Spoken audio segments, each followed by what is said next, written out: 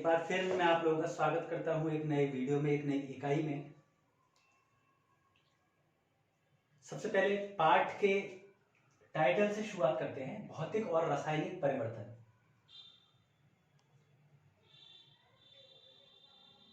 परिवर्तन क्या होता है, सबसे पहले हम ये देखते हैं। तो सबसे पहले हम आते हैं, परिवर्तन क्या होता है। परिवर्तन अंग्रेजी में इसको बोलेंगे चेंज, CHANGE, चेंज। ठीक है। हर वो चीज जिसमें पुराने के मुकाबले कुछ बड़ा हो या कुछ घटा हो, वो परिवर्तन कहलाता है। जैसे हमारी जेब में 10 रुपए थे, ठीक है। अब हमारी जेब में कितने 9 रुपए रह गए। तो ये क्या हो गया, परिवर्तन। ठीक है, ये भी परिवर्तन है। पहले हमारे पास 1 किलो गेहूं थे, अब वो आधा किलो गेहूं रह गए। या आधा किलो क्यों रह गए, बढ़ा दो ना, 1.5 किलो गेहूं हो गए। क्या हो गया, चेंज, यानी कि परिवर्तन। पहले हमारे पास 1 गिलास पानी था प्लस 1 चम्मच शुगर यानी कि चीनी, SUGAR, शुगर यानी कि चीनी थी। हमने दोनों को मिला दिया तो हमें क्या मिला,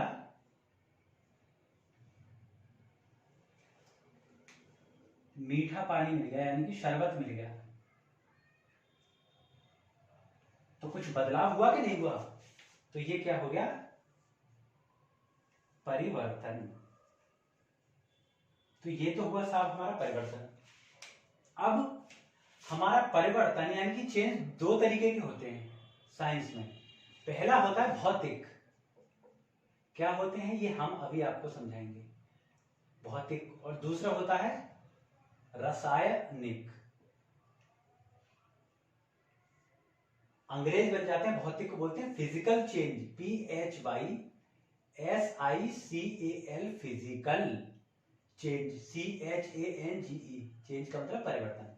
रासायनिक का मतलब वो chemical change, CHEMICAL, chemical, CHANGE, change, chemical change. Physical change और केमिकल चेंज, भौतिक परिवर्तन और रासायनिक परिवर्तन। वो परिवर्तन जिसमें किसी भी वस्तु के रूप, रंग आदि में परिवर्तन होता है, तब हम उसको क्या बोल देते हैं, या उसकी क्वांटिटी में परिवर्तन हो जाए तो हम उसको बोल देते हैं फिजिकल चेंज, यानी कि भौतिक परिवर्तन।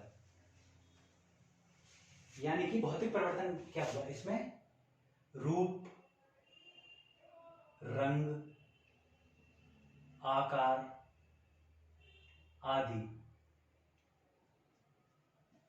ठीक है। अब देखो, रूप रंग से कंफ्यूज हो सकते हो तुम।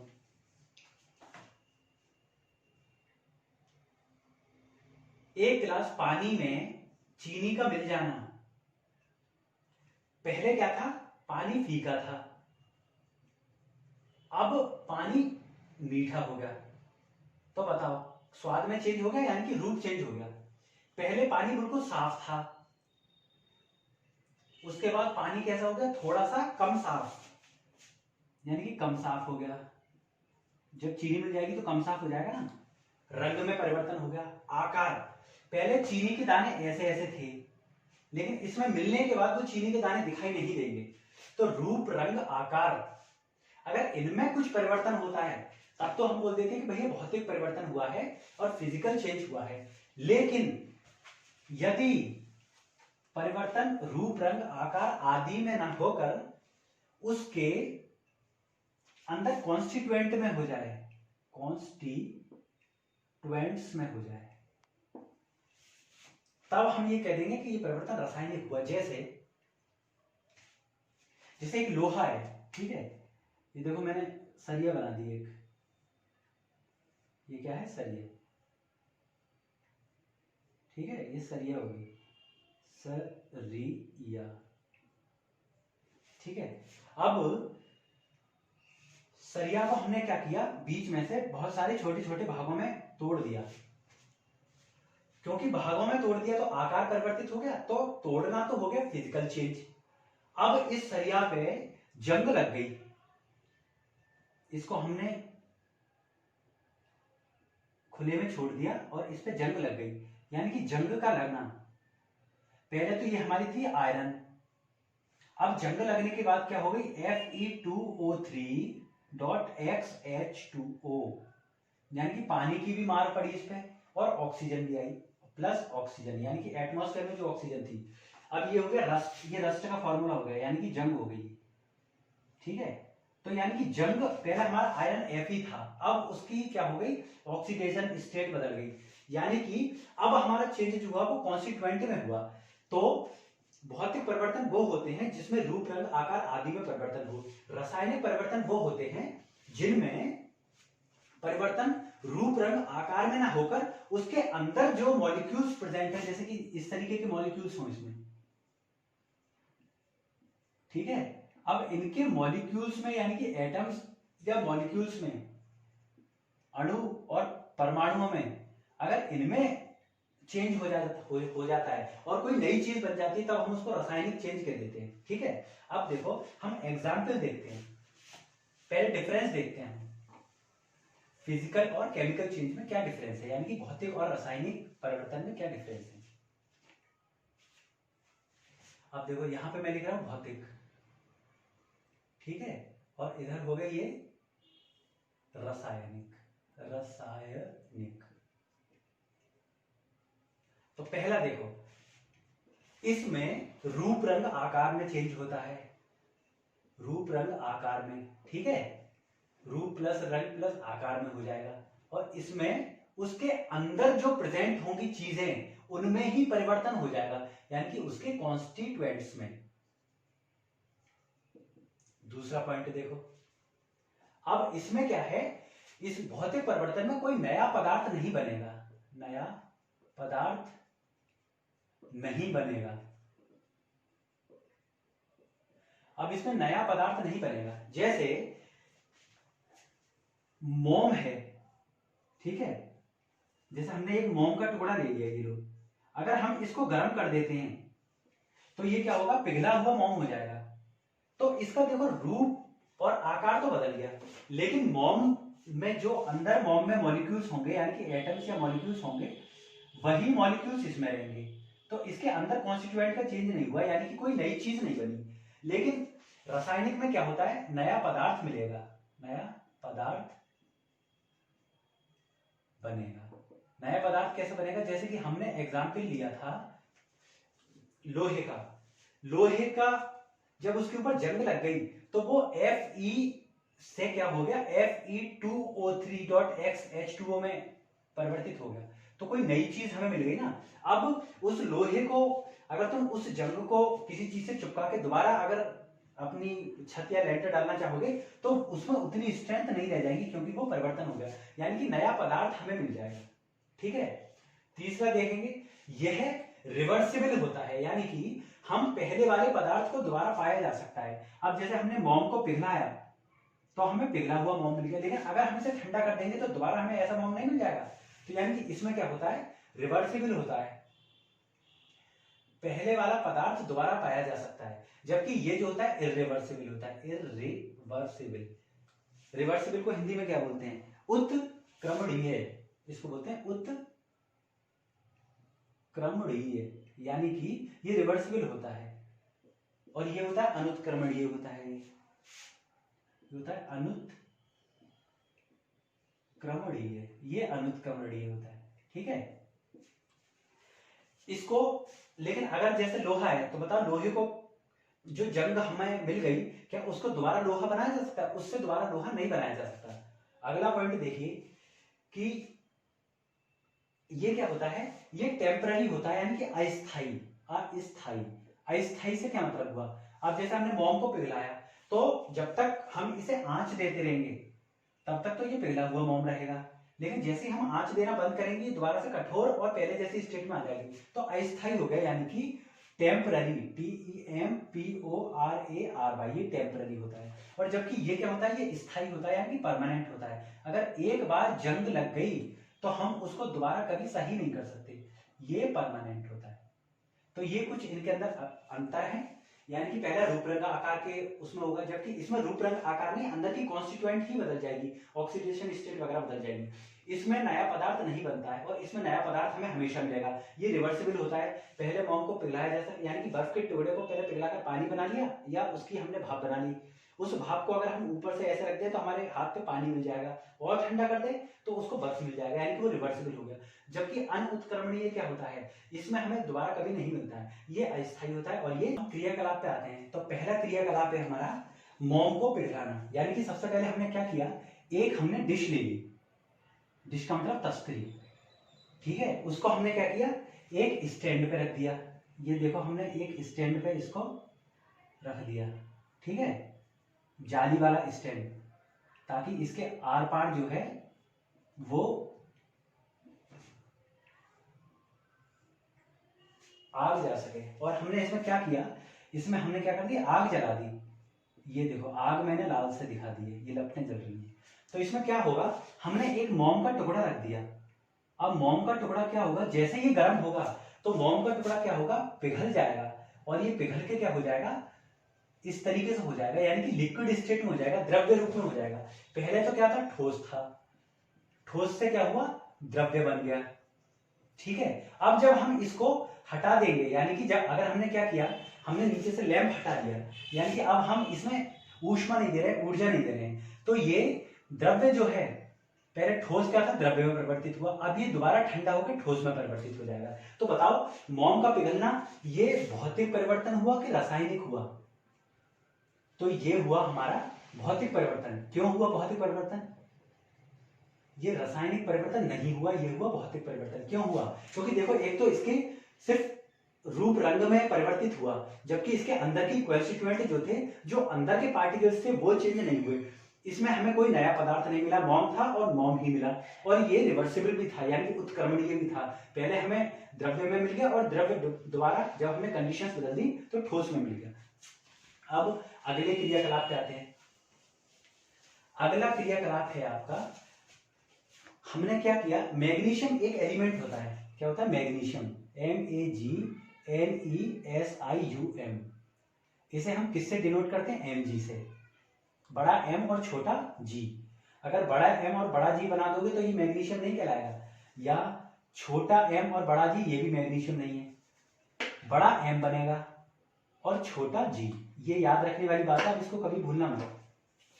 अब हमने क्या किया कि हमने एक मोमबत्ती ली, देखो हमने ये किया लिया, एक मोमबत्ती ले ली और ये इसमें लौ जल रही है।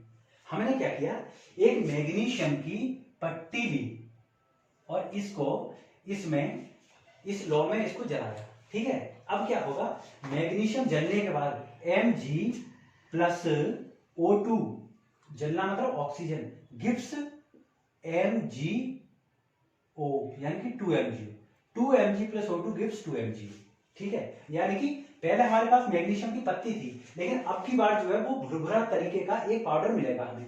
तो अब ये कैसा हमें मिल जाएगा, हमें इस तरीके का पाउडर मिल जाएगा। अब इस तरीके के पाउडर को, उस पाउडर को हम बोलेंगे MgO, ठीक है। अगर हम चाहें इस पाउडर को दोबारा से इसमें परिवर्तित करना चाहें तो ये परिवर्तित नहीं हो सकता। क्यों नहीं हो सकता, क्योंकि पहले Mg सिर्फ अकेला था और ऑक्सीजन एटमॉस्फेयर में थी, लेकिन अब जो प्रोडक्ट बन रहा है वो MgO, यानी कि एक साथ बन रहा है, ठीक है। तो पहली बात तो ये क्या हो गया, केमिकल चेंज, यानी कि रासायनिक परिवर्तन हो गया। रासायनिक परिवर्तन क्यों हो गया, क्योंकि देखो इसमें रूप रंग आकार के बाद कोई नया पदार्थ हमें मिल रहा है, यानी कि पहले तो हमारे पास Mg था, एक Mg की पट्टी थी, लेकिन अब हमारे पास पट्टी नहीं है, अब हमारे पास भुरभुरा पाउडर है। अगर हम इस पाउडर को पट्टी का रूप दे भी दें तब भी इसकी जो क्वालिटीज होंगी, इसके जो गुण होंगे वो इसमें नहीं पाए जाएंगे। अब उन्होंने क्या किया कि जब इस पाउडर को गर्म जल में घोल देते हैं तो पुनः एक नया रासायनिक परिवर्तन होता है, जिसमें मैग्नीशियम जल में घुलकर मैग्नीशियम हाइड्रोक्साइड नाम का एक नया पदार्थ बनता है। अब हमने क्या किया, अगर हम इस पाउडर को यानी कि 2MgO प्लस H2O, अब हमने इसको गर्म पानी में घोल दिया, कैसा हीट, यानी कि अगर हमें इसको गर्म पानी दिखाना है तो हमें नीचे गर्म लिखना पड़ेगा, ठीक है। तो हमें क्या मिल जाएगा MgOH का होल ट्वाइस। अब देखो इसमें O बड़ा है और H बड़ा है, क्योंकि O ऑक्सीजन है और H हाइड्रोजन, और Mg छोटा क्यों, क्योंकि Mg मैग्नीशियम पूरा एक है, यानी कि हमें मिल जाएगा MgOH का होल ट्वाइस।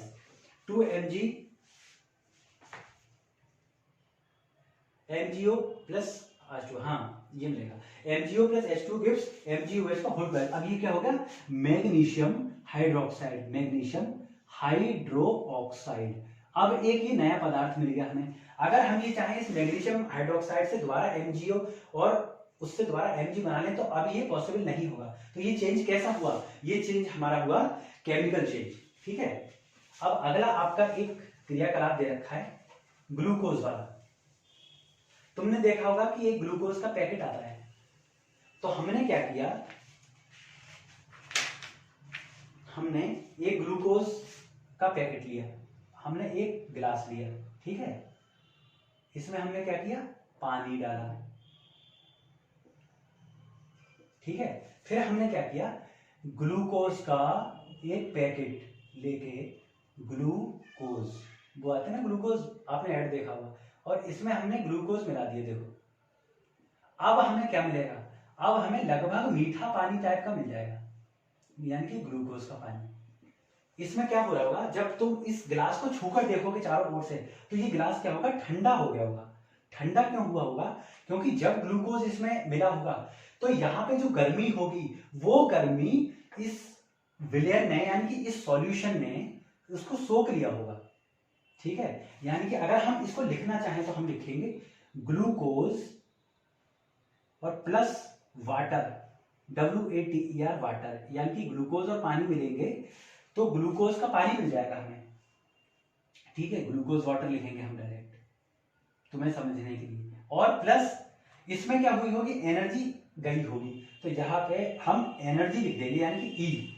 अगर हम एनर्जी देंगे तब जाके ग्लूकोज का पानी बने, अगर हम ये एनर्जी नहीं देते हैं तो ग्लूकोज का पानी नहीं बनेगा। अब किसी कारणवश अगर हम ये करें कि इस पानी को हम आंच पे रख दें या सूरज में रख दें, तो आप ये पाओगे जब ये पानी सब उड़ जाएगा तो तुम्हें इस तले पे ये पूरा ग्लूकोज मिल जाएगा।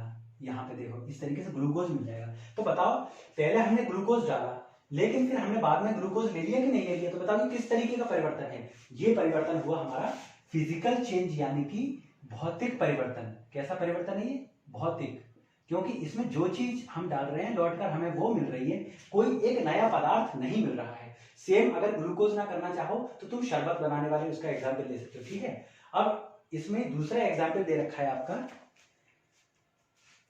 कि चूने के जल में घुलने का रासायनिक परिवर्तन क्या होता है। अब देखो आप, अब दूसरा एग्जाम्पल है कि हमने एक गिलास लिया, उसमें क्या लिया, पानी। अब हमने ग्लूकोज की जगह क्या किया, कैल्शियम को मिला दिया, यानी कि चूना, कैल्शियम ऑक्साइड मिला दिया। मैं सिर्फ कैल्शियम लिख रहा हूं ताकि तुम्हें एहसास रहे, क्योंकि अभी तुम छोटी क्लास नहीं हो, इतनी बड़ी नहीं हो। जब तुम इसमें चूने को मिला दोगे तो तुम्हारा क्या बन जाएगा,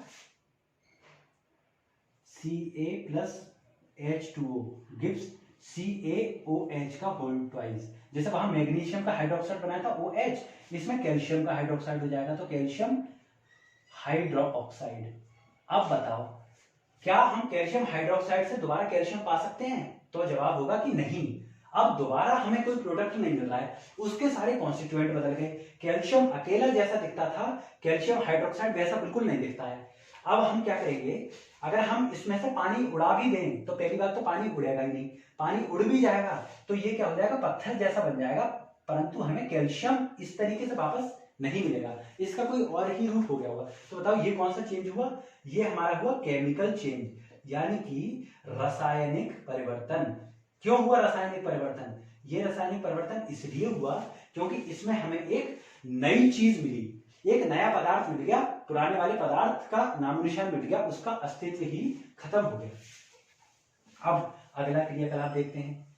आपका अगला क्रियाकलाप क्या दे रखा है, अगला क्रियाकलाप है कि फिटकरी के रवे का बढ़ना भौतिक परिवर्तन, जबकि चने के बीज के पौधे के रूप में बढ़ना। अब हमने क्या किया कि हमने एक गिलास लिया, ठीक है, उसमें क्या किया, हमने फिटकरी को घोल दिया। देखो फिटकरी ऐसा करके होती है, तो फिटकरी क्या थी, इसमें घुल गई। अब हमने क्या किया, अब हमने इसे थोड़ा सा और गर्म किया, तो देखो ये मैंने लपटें दिखा दी इसकी, और नीचे मैंने क्या दिखा दिया, नीचे मैंने दिखा दिया लैंप, यानी कि हमने इसे गर्म किया तो थोड़ी सी और फिटकरी घुल गई इसमें, ठीक है। अब जब हम इसे ठंडा करेंगे तो हम ये पाएंगे, जैसे हम इसके नीचे से ये हटा देंगे तब हमें ये मिलेगा कि ये फिटकरी जो है वो तले पे मिल जाएगी हमें, जो हमने एक्स्ट्रा अमाउंट यानी कि गर्म करने के बाद जो फिटकरी, ये वाली फिटकरी जो इसमें मिलाई थी वो हमें वापस मिल जाएगी। और कैसे मिलेगी कि वो जो है वो इस तरीके के ड्रॉपलेट्स यानी कि डॉट्स के रूप में मिल जाएगी, मतलब छोटी छोटी छोटी छोटी बूंद की टाइप की। तो वो क्या हो गया, क्रिस्टलाइजेशन हो गया, क्रिस्टलीकरण, ठीक है। क्रिस्टलीकरण भी यही समझो, आगे मैं दोबारा भी पढ़ा दूंगा। तो वो क्रिस्टलीकरण हो गया। अब हमने एक क्या किया, चना लिया, ठीक है, ये देखो हमने चना ले लिया, क्या है ये चना। अब हमने इसमें क्या दिया, हमने दिया पानी यानी कि H2O, हमने इसको भिगो दिया। तो हमने क्या पाया कि इस चने का क्या हो गया, अंकुरण हो गया, ठीक है, चने का अंकुरण हो गया। और इसमें से क्या निकल आए, इसमें से पत्ती टाइप की कुछ चीज निकल आई और नीचे निकल आई इसकी जड़। अब अगर हम ये चाहें कि हम पत्ती हटा दें और इसकी जड़ हटा दें तो क्या दोबारा हमें चना वैसा मिल सकता है, नहीं, क्योंकि अगर तुमने चने भिगोकर खाए हो तो भिगोने के बाद उनका स्वाद थोड़ा सा कड़वा हो जाता है। तो अगर तुम वो सारी चीजें हटा भी दोगे फिर भी तुम्हें वापस वैसा चना नहीं मिल सकता। तो ये कौन सा परिवर्तन हो गया, रासायनिक। क्यों हो गया, क्योंकि हमें इसमें एक नया पदार्थ मिल गया, हमें वो पुराना वाला पदार्थ तो वापस नहीं मिल रहा है, हमें इसमें एक नया पदार्थ मिल गया है, इसलिए ये रासायनिक परिवर्तन हो गया। और जबकि ये कौन सा परिवर्तन था, ये था हमारा भौतिक परिवर्तन, ठीक है, सब समझ। अब हमारा अगला एक्सपेरिमेंट है कि हमने क्या किया, एक डिब्बा लिया, एक हमने डिब्बा ले लिया, ठीक है, और इसको हमने गर्म किया, बहुत गर्म कर दिया हमने इसको, ठीक है। जब ये गर्म हो गया तो हमने क्या किया, इस डिब्बे पे ठंडा पानी डाल दिया। कौन सा पानी, ठंडा पानी। जब हमने इस पे ठंडा पानी डाला तो ये डिब्बे जो है इसका आकार ऐसा करके हो गया। ये आकार क्यों हो गया, क्योंकि जब हम इसको गर्म कर रहे थे तो इसके अंदर जो ऑक्सीजन थी वो ऑक्सीजन गर्म हो गई होगी और वो बहुत तेजी से इधर उधर डिब्बे की वाल पे टकरा रही होगी, यानी कि उसकी दीवारों पे। अब जब हमने ठंडा पानी डाला तो यहां से ठंडा हो गया, तो ये अंदर की हवा जो है वो ठंडी हो गई। तो इसने क्या किया, इसने इस डिब्बे का आकार बदल दिया। अब अगर हम चाहें इस डिब्बे को दोबारा ऐसा करना तो बताओ कर सकते हैं, तो हाँ हम कर सकते हैं। तो ये कौन सा परिवर्तन हो गया, भौतिक परिवर्तन हो गया। सबसे पहली चीज तो ये देखो कि ये भौतिक परिवर्तन हो गया। अब अगला आपका एग्जाम्पल है कि आप एक सोडियम की एक वो लें टिक्की, सोडियम, ये क्या है सोडियम, सोडियम को किसे कहते हैं, Na, नेट्रियम इसका नाम होता है, NaTrium। तो नेट्रियम का Na, ये छोटा वाला शुरू के दो अक्षर ले लिए सोडियम, N और A बड़ा कोई नहीं बनाएगा वरना वो सोडियम नहीं कहलाएगा, ठीक है। तो सोडियम ले लिया। सोडियम की खासियत ये है कि अगर तुम सोडियम को छुओगे तो वो तुरंत जल जाएगा, ऑक्सीजन के साथ रिएक्शन करके ही जल जाएगा, पानी के साथ जल जाएगा और घुल जाएगा। अब हमने क्या किया, हमने एक गिलास में पानी लिया, ये देखो हमने पानी ले लिया। अब इसमें सोडियम का हमने टुकड़ा डाल दिया, देखो ये। अब सोडियम का टुकड़ा इसके साथ रिएक्शन करेगा, इसके साथ क्रिया करेगा और क्या बन जाएगा, इसमें घुल जाएगा। तो हम Na plus H2O gives Na plus 2H2O gives NaOH का होल ट्वाइस, दो हो गए, 2 2 4, 2Na और 2NaOH का होल ट्वाइस, ठीक है। अब हमें क्या मिला, सोडियम हाइड्रोक्साइड मिला, देखो OH आ गया ये, तो ये कौन सा हो जाएगा, sodium dot hydroxide, HYDRO hydro oxide, OXIDE, sodium hydroxide. बताओ क्या इससे ये दोबारा पाया जा सकता है, नहीं पाया जाता किसी भी हालत में। तो ये कौन सा चेंज हो गया, ये भौतिक चेंज था। तो ये कौन सा हो गया, रासायनिक, ये रासायनिक परिवर्तन हो गया। कौन सा परिवर्तन? रासायनिक, क्योंकि इसमें हमें एक नया प्रोडक्ट मिल गया, इस प्रोडक्ट से हम ये दोबारा कभी नहीं बना सकते। ठीक है, अगला आपका है आयरन और सल्फाइड का। हम क्या करेंगे, एक लोहे की छड़ लेंगे, ठीक है, लोहे एवं गंधक के चूर्ण का मिश्रण बनाना भौतिक परिवर्तन। ठीक है, अब हमने क्या किया कि हमने एक लोहे का चूरा ले लिया, ये देखो हमने क्या किया, लोहे का चूरा ले लिया ये, ठीक है, लोहे का चूर्ण, ठीक है, ये लोहे का चूर्ण लीजिए, प्लस गंधक यानी कि सल्फर, सल्फर पीली पीली होती है अगर आपने देखी हो तो पोटैश इसको बोलोगे, ठीक है, ये हो गया हमारा गंधक, गंधक का चूर्ण। अब अगर हम इन दोनों को मिला दें तो हमें क्या मिलेगा, लोहे और गंधक का चूर्ण मिल जाएगा मिला हुआ, यानी कि मिश्रण मिल जाएगा। तो बताओ क्या इस मिश्रण को अलग अलग किया जा सकता है? हाँ, अगर हम क्या करें, इस पे एक चुम्बक लाके, अगर चलो मैं चुम्बक ऐसी बनाता हूं जैसी तुम लोगों ने देखी होगी, मैंने भी इसी तरीके की देखी है, ठीक है, जैसे ये चुम्बक होगी, अगर हम इस चुम्बक को इस लोहे के चूर्ण के आसपास लाएं तो ये लोहा तो इससे चिपक जाएगा और हमारा गंधक अलग हो जाएगा। तो बताओ, पहले हमारे पास लोहे का चूर्ण था और हमने गंधक मिलाया, अब अगर हम चाहें तो इसको अलग कर सकते हैं, हाँ कर सकते हैं। तो ये कौन सा परिवर्तन हुआ, ये परिवर्तन हुआ हमारा भौतिक, ठीक है, ये हमारा फिजिकल चेंज हुआ, भौतिक परिवर्तन हुआ। अब अगला देखो, अगला ये है, अगर हम इस परिवर्तन को गर्म कर देते हैं, अगर हम इस परिवर्तन को मिश्रण, लोहे के चूर्ण गंधक के चूर्ण को मिश्रण कर गर्म करें, अगर हम इस मिश्रण को, यानी कि इस मिश्रण को अगर हम गर्म कर देते हैं, जैसे हमने एक ट्यूब ले ली, ठीक है, इस तरीके से बनाओ ट्यूब ताकि तुम्हें आगे चल के आसानी हो, ये ट्यूब ले ली और हमने इसको क्या किया, इसको हमने गर्म कर दिया, तो अब जो हमें मिलेगा वो हमें मिलेगा हाइड्रोज, नहीं, अब हमें मिलेगा आयरन सल्फाइड, FeS। क्यों मिला, क्योंकि यहां से जो ऊर्जा गई उसने इन दोनों के बीच में एक क्रिया कर दी, यानी कि एक रिएक्शन कर दी, क्या कर दी, रिएक्शन, REACTION, रिएक्शन, जिसमें हमें FeS प्रोडक्ट मिला, प्रोडक्ट के रूप में हमें एक नया पदार्थ मिला। अब अगर हमें प्रोडक्ट के रूप में एक नया पदार्थ मिल रहा है तो बताओ वो कौन सा परिवर्तन हुआ, वो हुआ रासायनिक परिवर्तन। तो आयरन का गंधक को मिलाना भौतिक परिवर्तन है, अगर हम उस मिले हुए मिश्रण को गर्म कर देते हैं तब फिर वो रासायनिक परिवर्तन हो जाएगा, ठीक है। अब हम एक कैरोमेल यानी कि चीनी का एक्सपेरिमेंट देखते हैं। करना क्या है कि आप चीनी लें, ठीक है, चीनी का कैसे स्वाद होता है, मीठा स्वाद होता है, उस चीनी को आप गर्म कर लीजिए। तो पहले तो चीनी होगी सफेद सफेद, उसके बाद वो गर्म करने के बाद ऐसे ट्राइंगल का मतलब होता है हीट, HEAT, हीट, ठीक है, यानी कि हम इसको गर्म कर रहे हैं तो वो भूरी भूरी यानी कि थोड़ी थोड़ी काली काली हो जाएगी। तो बताओ आकार में चेंज हो रहा है, तो फिजिकल चेंज होना चाहिए परंतु होता नहीं है। अब चीनी गर्म करने के बाद जो हमें भूरा भूरा मिला वो चीनी नहीं रह गई, उसका हम बोलते हैं कैरोमल, यानी कि कैरमल। अब इसका स्वाद जो है ना, वो इसे ठंडा करने के बाद अगर तुम इसको टेस्ट करोगे तो ये कड़वी कड़वी हो जाएगी परंतु ये मीठी नहीं रहेगी। तो बताओ ये कौन सा चेंज हुआ, ये जो चेंज हमें लग तो रहा है कि भौतिक है परंतु ये है रासायनिक, रासायनिक परिवर्तन है, ठीक है। आपके इतने ही एक्सपेरिमेंट दे रखे हैं।